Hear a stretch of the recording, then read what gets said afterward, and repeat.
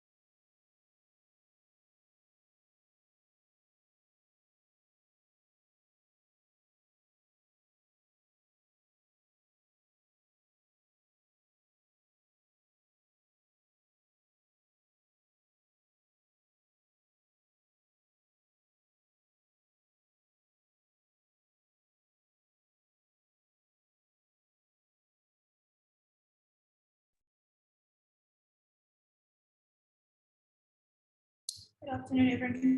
Can you hear me? Perfect. And I can speak for about 20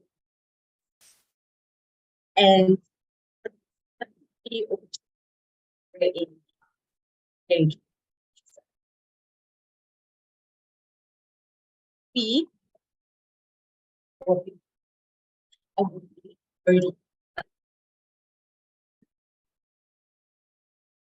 hello.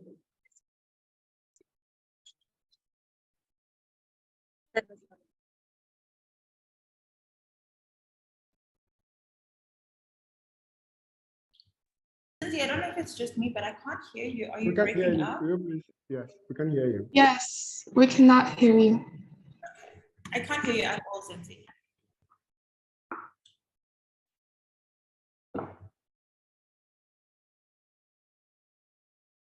Maybe we can give like people 5 more minutes to join in. All right.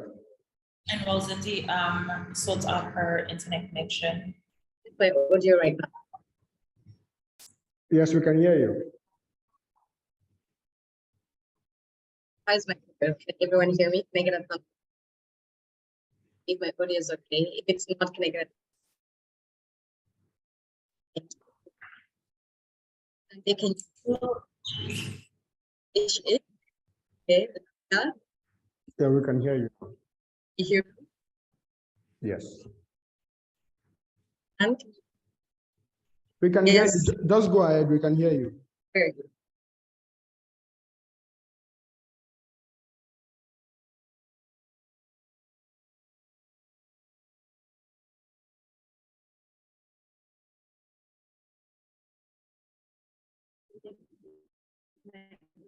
Clear. Here, I'm doing here. 1, 4. Boom. Yes. Okay, take up. The panel.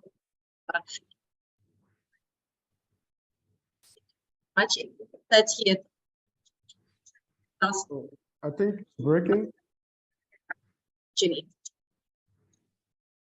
by having Africa leading minds coming to these leading minds are definitely to be a fantastic discussion. But I could just having question and answer toward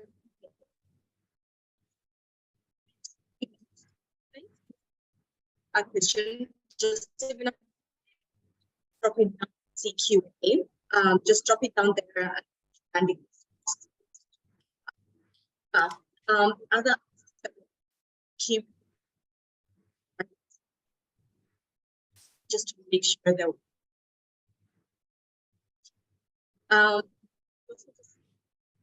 if you're just joining us first, here at the African. Allow me to tell you of PR and do it. So at blockchain think tank, think of us for us and blockchain. So we are thinking and checking blockchain education, research around blockchain, digital solution, the content by us at African Blockchain Institute. Oh, I think we lost Cindy. Can you hear me?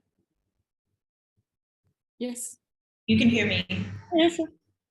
Okay, so I don't know if we want to wait for Cindy to come back online or just move forward. Coyote, should we go ahead?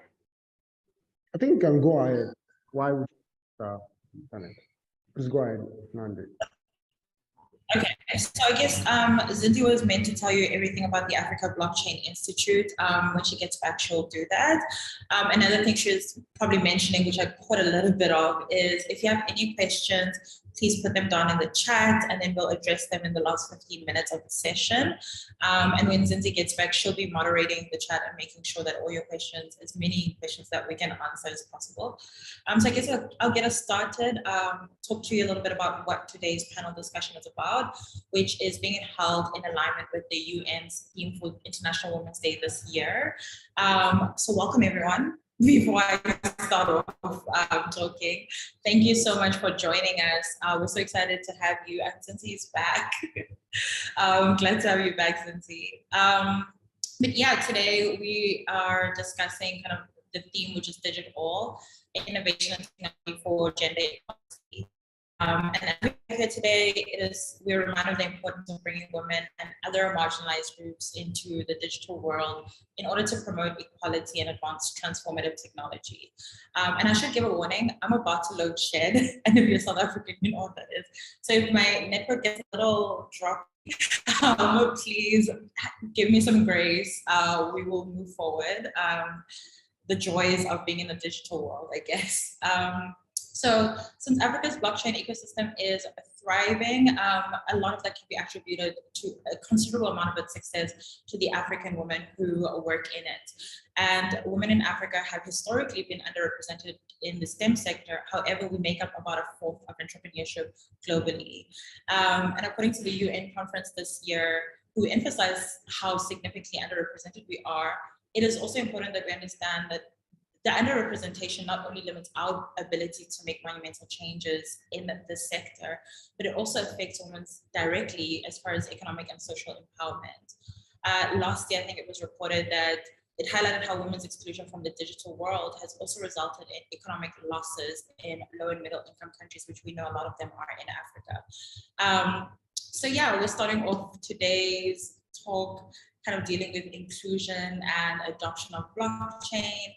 A lot of the women on our panel today don't just work within blockchain, but across the tech industry. So we have a wealth of experience here today, and I'm super excited. Welcome everyone to this incredible panel, True Leaders in Blockchain. These women are dedicated to empowering not just themselves, but other women in the space, making sure that no one is left behind. They embody the true spirit of Ubuntu and stay true to the African proverb that if you want to go fast, go alone, but if you want to go far, go together. And Amelia, I'm starting off with you. I practiced your name, so let's hope I nail it, fingers crossed. I'll be welcoming Amelia Ibongi. Did I nail it? Yes. Perfect. Amelia is after speaker at international events. She is also an educator as well as an accomplished author. She recently published a best-selling book on the impact of TikTok and brand marketing. The book's title is TikTok Generation, a Great Opportunity for Brands. Make sure after you've heard her speak here today, you go buy that, support women. And her passion has propelled her work with major media companies, luxury brands, and even top sports companies, including LinkedIn, Forbes Media, and just to mention a few. Thank you, Amelia. Can everyone just like send little applause in the little chat so we can see how excited everyone is? Thank you for joining us, Amelia. Thank you so much. Next up, we have Iman. Iman is currently a computer science engineering student, which is insane that she's doing so much and being a student at the same time. She is the founder of the Women in Blockchain Morocco and believes that women have a unique perspective and set of skills to offer to the blockchain industry. And she's committed to helping them leverage their talents in this space specifically.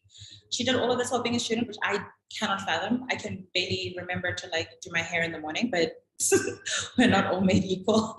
As well, she's also part of the electronics engineers student branch of electrical and electronics engineers student branch in Morocco. And so if anyone is ever in Morocco, if I ever travel there, make sure you go to see her, all of the events that she's handling there. She's doing incredible work within the space. Welcome. Thank you for being here, Iman. And it's Nifawi, right? Yes. I spent long time practicing. So next up we have, I don't know, is Paulette in the chat? I can't see Paulette.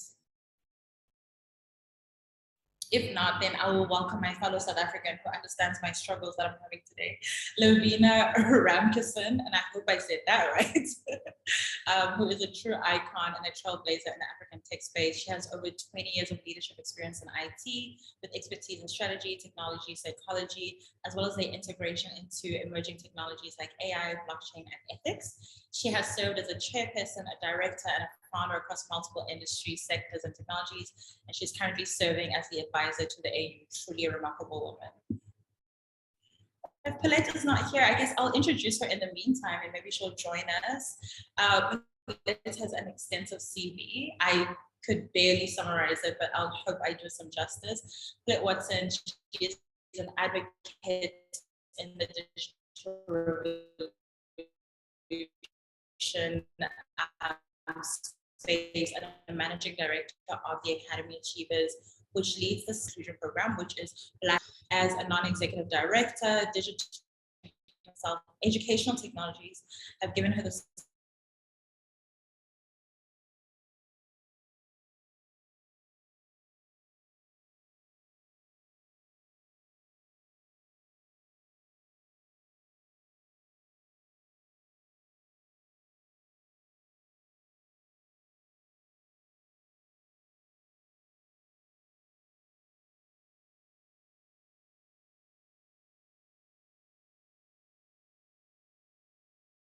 the blockchain sort of journey for me kind of really began with my love for tech.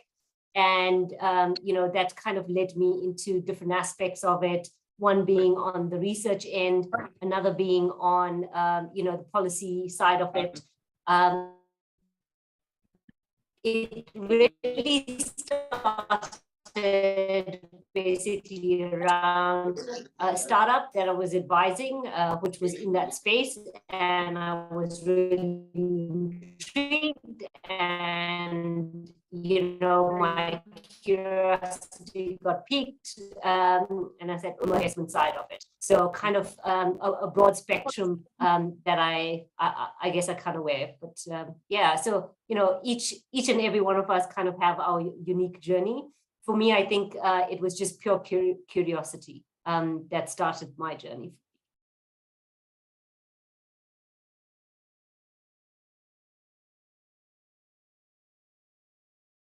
Amelie, do you want to maybe share your journey as well while we wait for everyone? Oh, yes, let's do it. When it comes to my journey as a marketer in tech space, I want to say my big challenge right now is how can we shift our expertise from Web 2 to Web 3? How can we educate in a better way some successful brand to really understand the complexity of this new verse of internet? Because in the same, you have so many new emerging technology which are completely different from different parts of the world.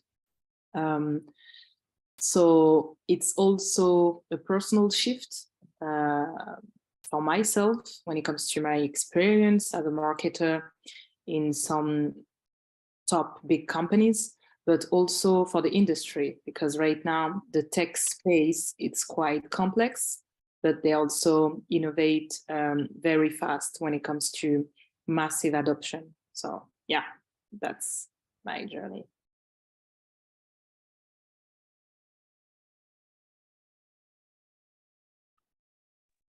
All right, and there's Paulette. Paulette is here. You can please introduce yourself.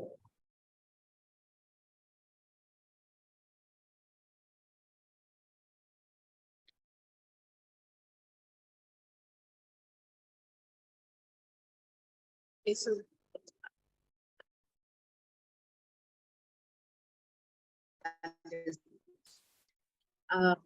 subject for last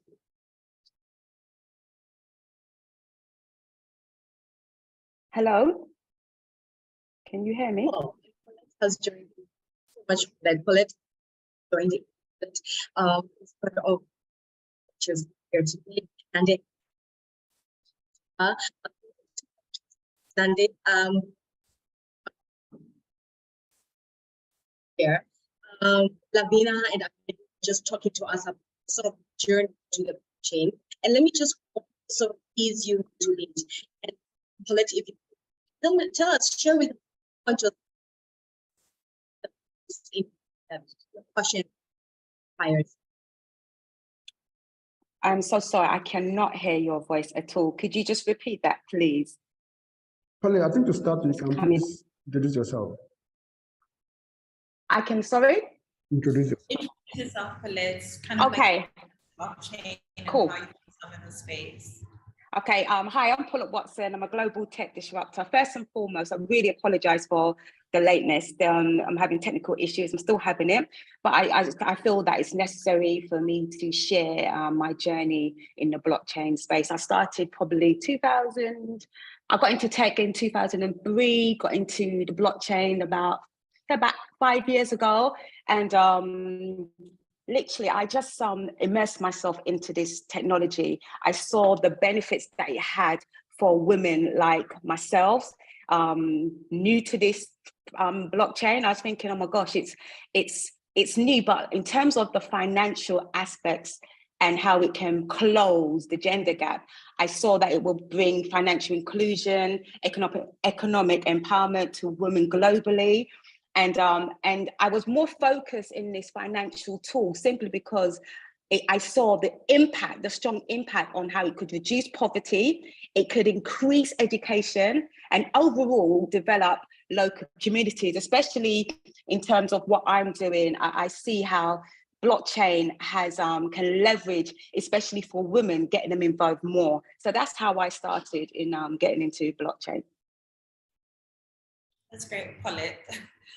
And everyone's having technical difficulties today. You're not alone, so don't worry about it. I don't know what I missed, but I don't know if Iman, if you've had a chance to talk about your blockchain journey. Yeah, sure. Actually, my journey in the blockchain industry started with a passion for exploring emerging technologies and curiosity for how they could be used to drive positive change. And I've only come across the blockchain field like 7 months or 8 months ago. So as I learned more about the blockchain, I quickly became fascinated by its potential to disrupt traditional industries and create more decentralized and equitable society. So I recognized early on there was significant gender gap in the industry, and I founded Women in Blockchain Morocco to promote diversity and inclusion in this space. So through my work with the Women in Blockchain, I've had the opportunity to collaborate with a wide range of individuals and organizations across my country. Actually, we're still limited for now, but we're aiming to work with organizations across Africa and around the world. So this experience has reinforced my belief in the power of community and collaboration to drive innovation and create a meaningful change. Yes. Yeah. I think a recurring theme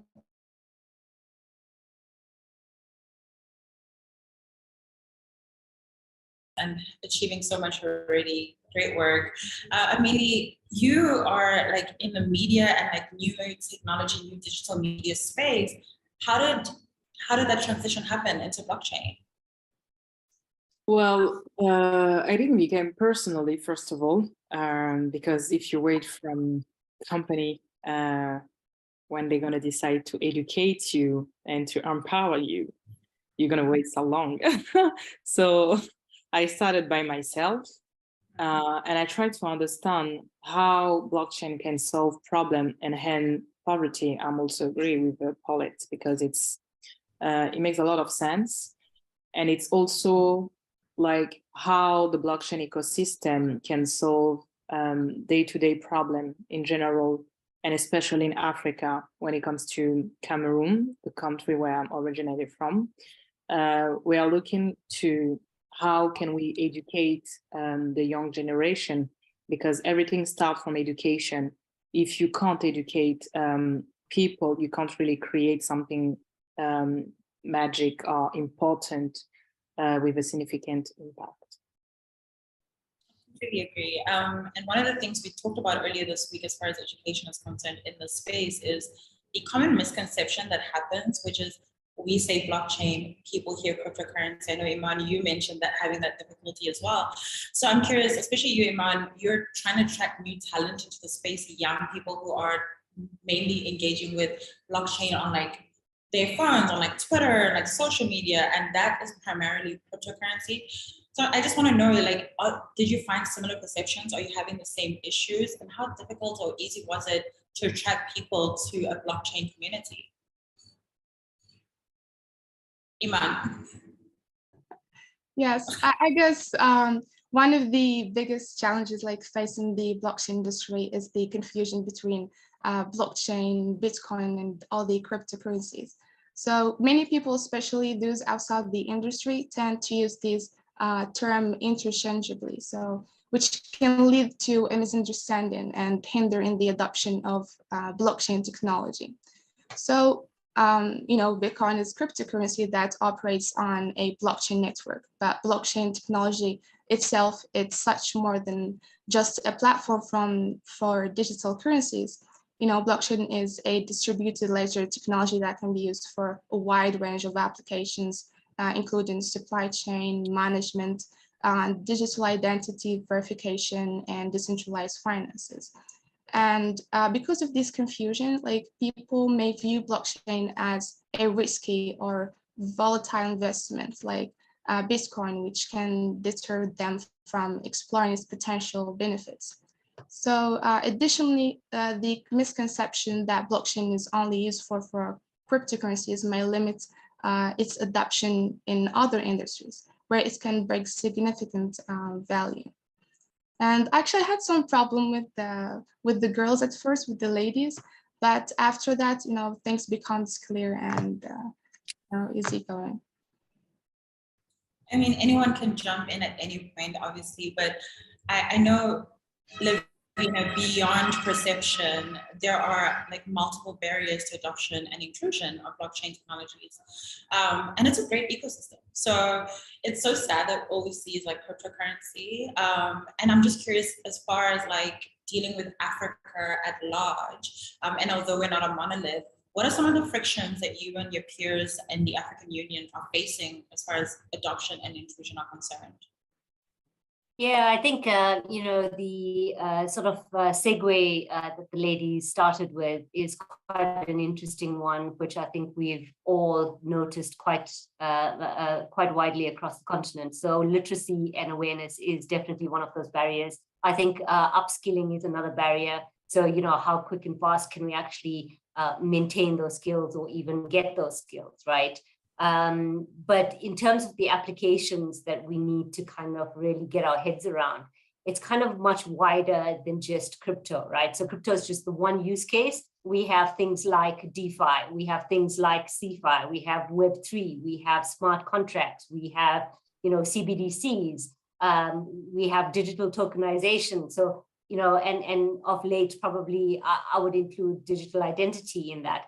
So all of those things kind of play such a larger role in the bigger sort of picture. Barriers to entry is, one is regulators play a very difficult role, and that role is merely and a guidance perspective. And, everyone kind of turns to a regulator and say, where to next? And it's almost, you know, a case of everyone kind of really working together. So bringing that entire ecosystem, whether it's big tech, whether it's, you know, the regulators, whether it's individuals, whether it's startups, whether it's larger corporates, everyone kind of needs to have a say in terms of how all of this shapes at the end of the day. You know, so another barrier, for example, is the understanding of frameworks. So we don't have much of a framework within the Africa context when it comes to the applications of blockchain. You know, another area is investments, for example. We see very minimal, you know, investments going into blockchain, even less to women in that space, right? So I guess there's a few, but, you know, the happy note, I guess, for me is we've pretty much started off, for example, with data privacy, which is quite a large contributor to the sort of blockchain space. So we started off with about 6 countries that basically had some form of a data privacy policy, right, in Africa. And to date, we probably have about 28.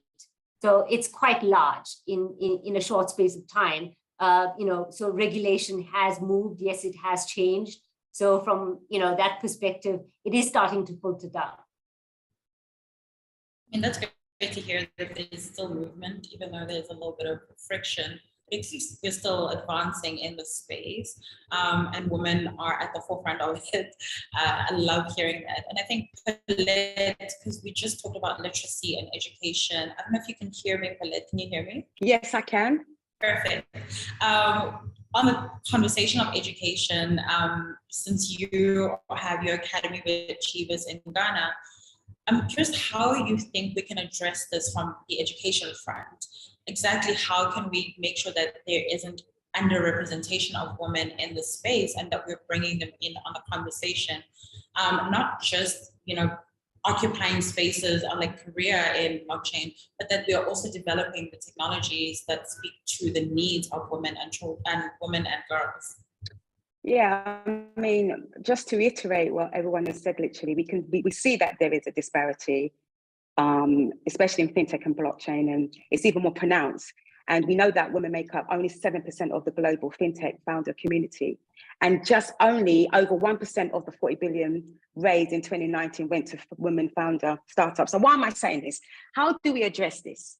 Okay, so to address this problem, we do need to feature more women. We need more mentors.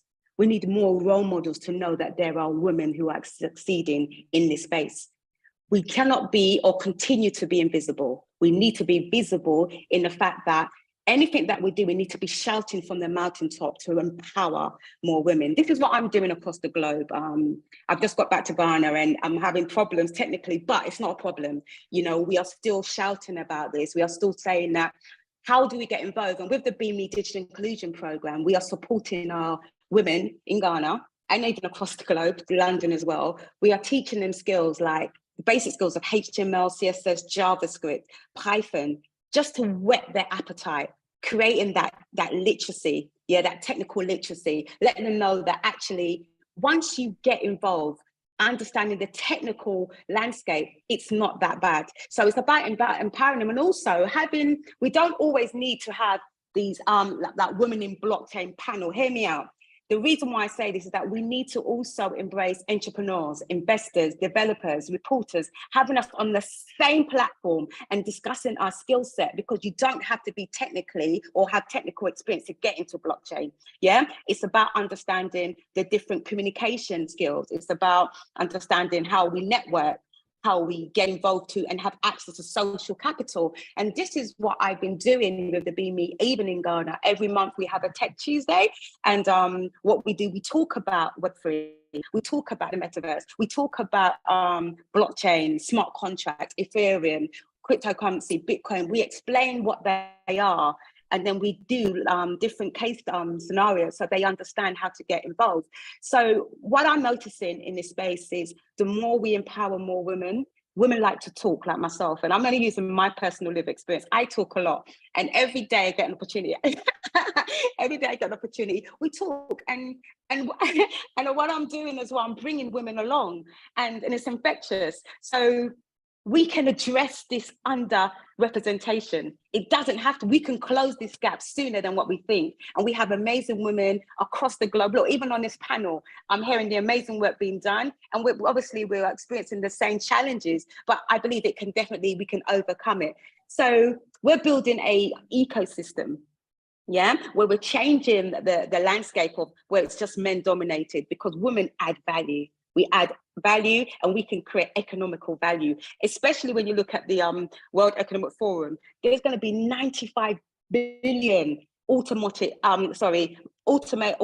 robotic jobs, right? We cannot be left behind. So having these spaces, having these talks, this conversation, empowering women, this is how we're going to address it.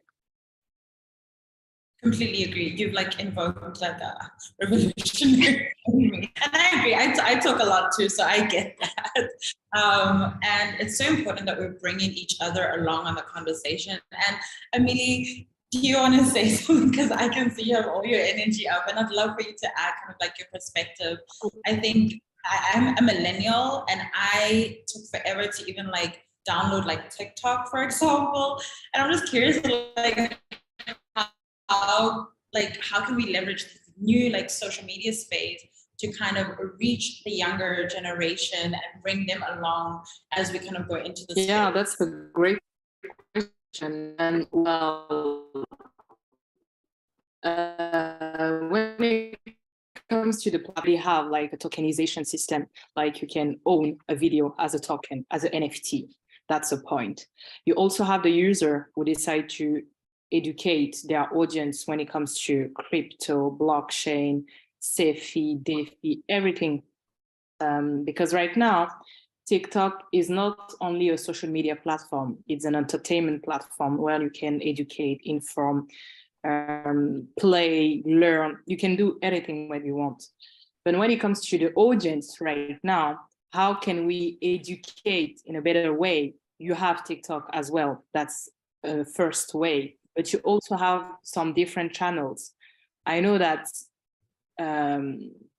Telegram and Twitter is going to be very huge when it comes to the global blockchain ecosystem. You have 3 different platforms who are really huge right now. It's Telegram, Twitter, and also Discord, because it's coming from the gaming industry. And right now, some of the other industry try to be more like general on this kind of general platform. But yeah, the different audience are everywhere globally, but they decide to address their message in different platforms. And that's great. And I think something, Lavina, you mentioned in our talk earlier this week, which I have the same problem. I have tunnel vision, and I think about like the youth and the youth being like the future, but you talk about like ageism and how that is also a hindrance in the space, is that if we focus primarily on like Gen Z or millennials, we miss out on a great demographic who have acquired skills in other fields and that they can bring that across. So I'm curious, from your own perspective and as a policy advisor, how can we bridge that gap? Make sure that, you know, as we move into the 4th industrial revolution, no one gets left behind. Everyone has a place in blockchain and like STEM at large. Yeah, this kind of really speaks to the deep-rooted sort of mindset that we've had of ourselves, right, as Africa. And we've largely catered our products, we've largely created our services for everyone but our largest population, right, which is the youth. So, you know, if you traditionally look at the financial services space, how many products actually talk to an 18.8-year-old? Minimal to none, right? So, you know, if that's our target audience and if that's our average age in Africa, so, you know, what's the reason for us having to leave out such a mass population, right? That's the first. The second is access. So access to internet, access to education, access to infrastructure, access to creativity so that they can build, right? So it's like such a combination of things, and I think ageism in itself is something that we've managed to bring upon ourselves just as a way of classifying or further belonging to something. And in the larger sense of it, we actually really don't need it, right? Because at the end of the day, I am Africa and Africa is me, and that's it, full stop. right? So, if we kind of have that mindset, it becomes one where we're actually just navigating the space for each and every one of us, right? Irrespective of gender, irrespective of age, irrespective of, our cultural backgrounds, irrespective of language differences, whatever the case may be, right? And that automatically gets eliminated. But from a policy perspective, yeah, sure, there's absolutely lots that we could be doing. Policies at work and policies in big techs or corporates, you could be changing that narrative, right, of how you actually deal with it. For example, how much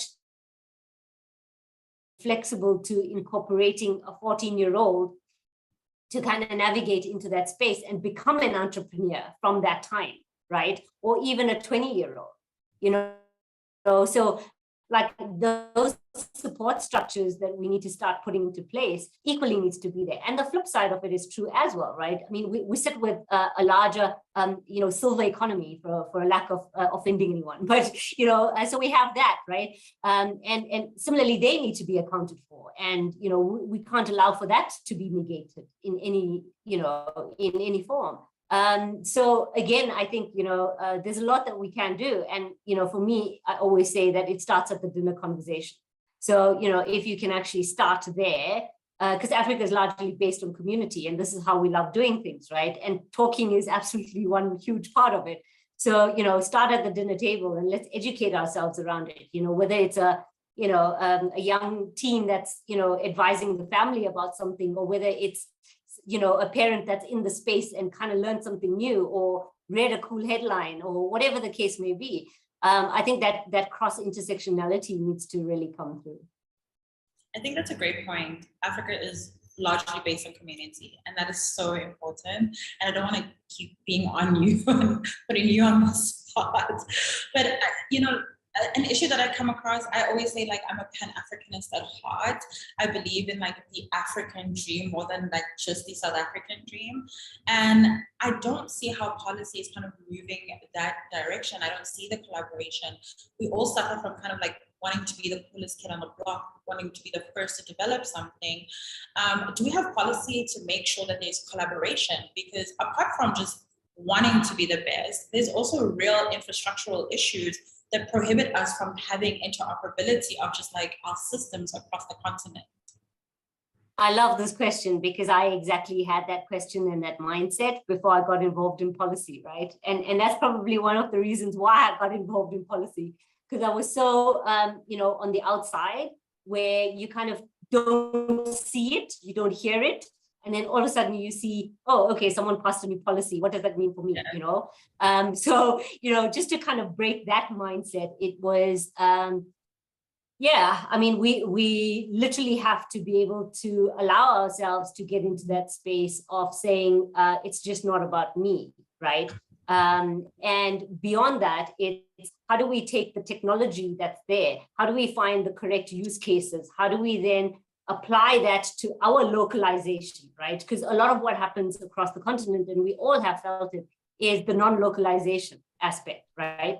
And that comes with its own, nuance of tech colonization, right? And we all probably can speak to that to some degree, but it's literally an area where, again, it is far-fetched and it is far removed, but I think that regulators are more than welcoming into that space for anyone to get involved. That's the first. The second is, for example, if we just had to stick with the data privacy policy, right? So we went literally from 6 countries to 28.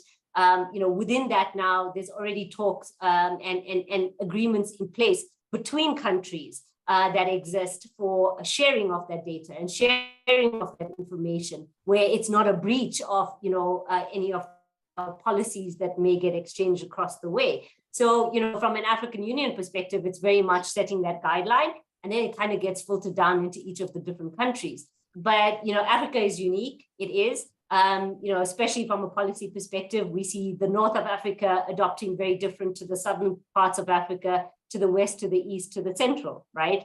Each one has their absolute unique way of doing it. If we have to take CBDCs, for example, which is the central bank, digital currencies, and, converting our normal tangible fiat money into, something that's digital. Each one, again, has a different system, has a different blockchain platform that they want to utilize, has a different application, has, different policies that they want to kind of, put into place. So it makes it a bit difficult just purely because Africa has over 2,000 languages, and we kind of need to be very inclusive and be very respectful of that. And hence, the sort of different approaches kind of exist at some point. However, the AU is starting to play a bigger role in terms of bringing and collaborating all of that together. Really great point. I love conversations about policy, and I could spend all day talking about just like blockchain and women in general. I did say already, I talk a lot, but I'm running out of time. So because we started late and technical issues, living in a digital world such as life, that I just kind of, before we wrap up everything, Amelie, I want to go to you, and Iman, give you a chance to talk about like the future of this space, what you think the developments are going to be, especially as far as women are concerned. How are we moving beyond just having these conversations? How exactly are we making sure that things are actually moving forward? I think we've had conversations about inclusivity since I've been born. And so it's a persistent issue, but we're developing new ways to get at it. And so I'm going to start with you, Amelie, and then I'm going to you, Iman. Yes, for me, the first point is about education. I think everybody should be proud to understand how everything is going very fast in the same time, but also to be able to educate other people around them. When it comes to the second point about the global industry, when it comes to tech, specifically to tech, it's a huge crisis right now. But when it comes to crisis, some opportunity comes. So we need to be aware and open mind of the different trends what's going to emerge after this crisis.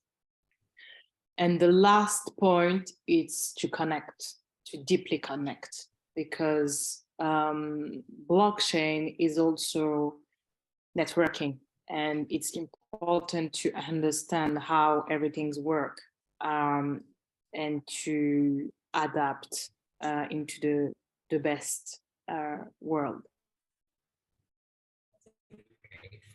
Great point.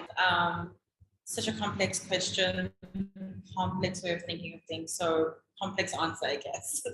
Iman, I don't know if we've lost Iman. Is she still here? Okay. I guess we'll catch up with her later. Paulette, I want to talk to you because you're dealing with the kind of like the skills. You're seeing what skills women have in this space. You're dealing with the people who want to be in STEM. What does the future look like? How can organizations make sure that they are, including as part of the strategy that they're attracting like women who are, in STEM, making sure that it's part of a kind of their recruiting strategy and that they're not forgetting that we even exist? Okay, so this is a really good question, actually, and it's something that I'm really passionate about. So for me, I think the skills and experience that women can bring to the blockchain industry is literally, what we're doing is we're working with, we want 1 million girls, across the globe. And in order for them to be successful, we are looking at some of the girls who are working with us come with a marketing background, right? And some of them are an excellent addition to our team.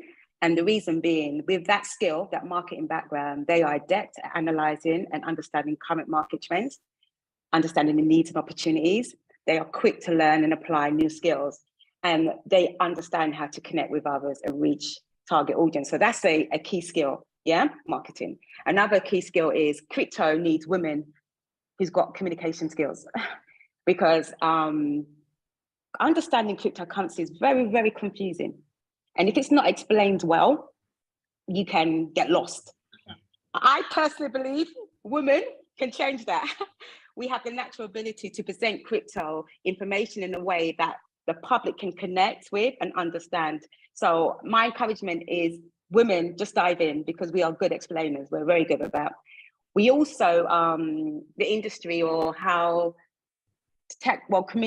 how organizations are working with us, they're working with us and they're helping us build community, building the skills. So they're sponsoring us and we have our own BME, digital inclusion, women-led teams, okay? And what that means is that a lot of the women in there are community builders. For example, for April, they are going to be leading on the Earth Day, which is going to be the 24th or 22nd of April, and that's getting involved with climate change, yeah?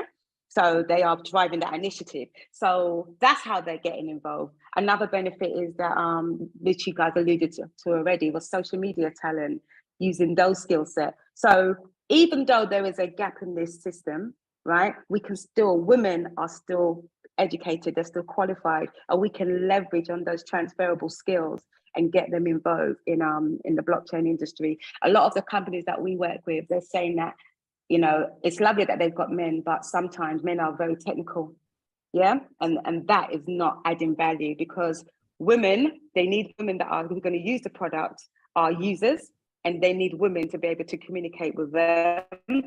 And they need women developers who can develop the algorithms, who can understand computational thinking, yeah, who can problem solve. We need women behind, above, on top. Everyone just needs women. And there's a thing I would always say, without women, there is no balance.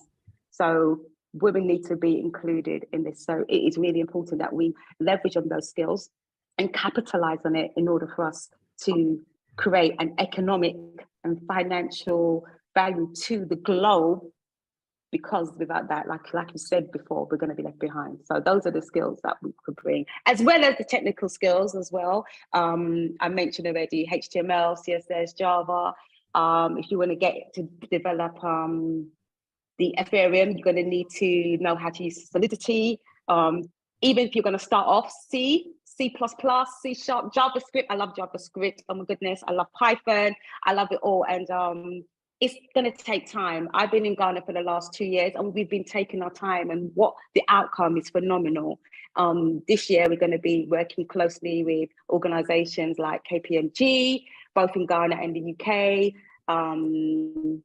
Sienna, who's sponsoring us, who I want to get more women into this space. So the future is very, very, very, very, very bright. Thank you so much, Paulette. I've run out of time. I have like 1 minute and a half left. I feel like I could have this conversation really forever.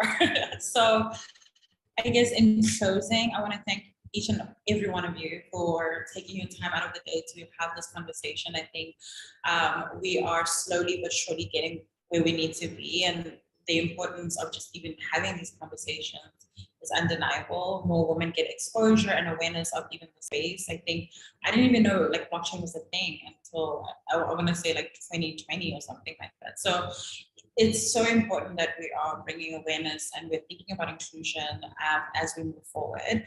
So I maybe have a minute to get like a final word from each of you, like something to leave the audience with, something that you want to just say. I'll start with Iman. Okay, I guess I'm going to start with a small advice for women, so who are hesitant about getting into this blockchain. I advise them to start small, just by learning the basics of blockchain technology, its use cases and potential applications. There are many online resources available that offer free courses, tutorials, and webinars. Joining a community or a network such as a Women in Blockchain Weather community can also provide a supportive environment and mentorship opportunities. So additionally, attending events also, or hackathons focused on blockchain, can be an excellent way to connect with others in the industry and gain hands-on experience. That's great. Amelie? Well, she said everything. Be educated, inform yourself, don't hesitate to network and connect with each other, but also try to observe what is your main interest. For my example, personally, I love NFT, I love creator economy. I'm also passionate about the ownership when it comes to land, especially in Africa, because I truly believe that blockchain can solve a lot of land ownership, especially for marginalized people, and some clean tech space and well-educated people. So yeah. Thank you, Amelie. Lavina? So for me, I think it's just stay curious. It's something that's kept me sane throughout my, 20 odd years in the space, and it kind of leads you into different areas, right? So don't be afraid. Don't be, just delve in and, allow yourself to be open enough to just learn, right? Because that's what's going to help you understand where you need to be or the kind of purpose that you want to serve in that space. So yeah, just be curious. That's perfect. And I guess, Paulette, you have like 30 seconds. Okay, so just literally these amazing women said it all, join hackathon, join meetup, just keep educating yourself, be curious, and follow the BME Digital Inclusion, follow us on Academy Achievers, Instagram, LinkedIn, and just get involved, really. They've said it all. So thank you for this opportunity and all the best.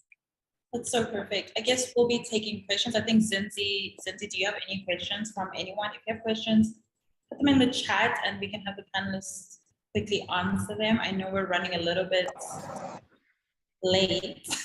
African time. Everyone here should understand. Nande, you've done an amazing job. Nande has done such an amazing job with this conversation. Thank you so much, Nande.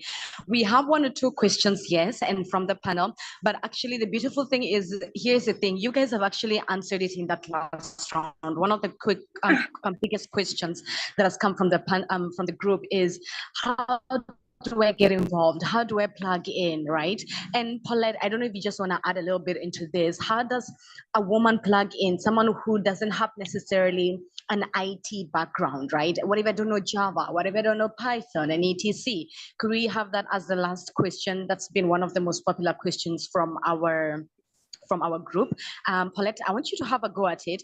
I don't know if Lavina, Amelie, and the other ladies would also want to chip into that. How can we as women, if I don't have an IT background, what's the best way to plug in? What if I don't know about Python? What if I'm not interested in front end and back end and all of these things? Okay. Paulette, let me have you answer that question as we close off. Okay, hopefully my mic should work and my video. So literally, all we did was, from the beginning, we set up the BME program, and what that involved is getting all women together. Nobody knew about blockchain. Nobody knew about Web3. Nobody knew about HTML. No one knew about it. So what I decided to do is we did monthly group sessions, okay, where we started to talk about, I started to invite other people to come and talk about the technology, what the use cases, what it involves. Then we started to grow. Then everybody started to come. Now what's happening now in our meetups, the women that started 18 months ago, they are the one who are leading the sessions. So now they're doing talks on the metaverse, they're doing talk on Web3, what it is, NFTs, big data, AI, they've just delved right in it. And all that happened was they came to our sessions. Then we started to do training, onboarding. We did 12 months of HTML, CSS, JavaScript, and we created simple projects. Also, we did mentoring. We worked with tech companies who came in and supported these young women. So really, you have to have that mindset, a growth mindset, right? And when you come to our session, we always say failure only occurs when you give up. So in our group, you're allowed to fail, but you have to get up and you have to try again. So you cannot feel that, oh my gosh, sometimes people come and say, oh, I don't have the confidence, and they get it wrong. When we had the session, the girls were doing training, we were building robots, and they had to program it. So the girls were saying, okay, we got these Legos, what do we do with it? I said, just build a robot. They built it. I said, now you're gonna have to code that robot to move. We use Python. They were like, we ain't got a clue. I said, just have a go. I showed them once. Now these girls are going into our STEM camp virtually, and they're teaching our young other girls. So for example, the women who are 19 plus are teaching the younger girls who are 11 plus, and they are teaching them how to code. So you have to start somewhere, right? And always start at the beginning, and then you will see that you will get better and better. Create a habit. every single day, practice for 30 minutes. You will get it wrong, but it's about troubleshooting. It's about problem solving. And at the same time, you're meeting people, you're networking. And also what we do work experience. So after you've gone through our program, our mentorship, then you go and do some internship and you start to utilize the skills. So you've got to start from somewhere. And these girls, I wish they were here to even testify of their experience, because they will be able to tell you that it was very gloomy, but now they are the ones talking like me. So get involved, please have a goal. Failure only occurs when you give up. So come along. Yes. I love Paulette's answer right there. It's all about mindsets, ladies. You heard what she said. Don't let that Python and Java and all those big word jargon sort of scare you away from it. And here's the thing, ladies. I think just by being part of this Africa Blockchain Institute conversation we are having, you're already on the right track. This is a new industry. Everyone is learning it as they go. We're all trying to figure out how best to plug into it. So just by being here in this session, you are already at it. So Paulette, thank you so much. I don't know if anyone wants to answer to that. If not, we can close off. I want to think the silence. There we go. Someone wants to chime in? I mean, I guess for me, I'm going to say not everything that exists in blockchain is technical. That's something I want to kind of put out there. You don't necessarily have to be involved as a developer or as anything to do with the technical aspects of various roles within the space that cater to everyone, and there's space for every single one of you. So if you find that like maybe coding is not your favorite thing, you don't have the same passion for it as Paulette does for Python, and I do, I like Python too. But if you find that like maybe that's not something that you enjoy doing, that's perfectly fine. There are roles that are incredibly diverse. The space is really large. There is space for you here. Just come here and we'll make room for you. Every single one of us. Oh my goodness, fantastic. Ladies and gentlemen, that's Nande, Amelie, Lavina, Iman, and Paulette, who just helped us have a beautiful 1-hour conversation to help us understand blockchain a little bit better. And here's the thing, at Africa Blockchain Institute, we actually give out these opportunities to help women and other people make sure that they're plugging into blockchain industry.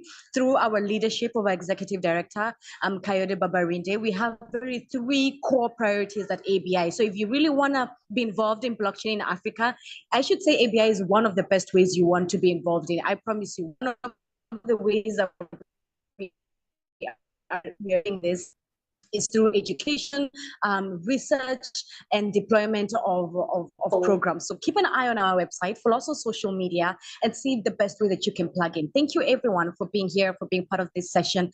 And we hope that we'll be having more of this courtesy of ABI. Go out there, find the best way to plug in, and guess what? You will find one of us, all these ladies, if not in the industry. So we got this. We got this. Yes. Women in tech, right? We got this. Okay, wherever you are, whether it's morning, afternoon, evening, to have yourselves a lovely day. Thank you, ladies. Be blessed. Bye, everyone. Thank you. Bye.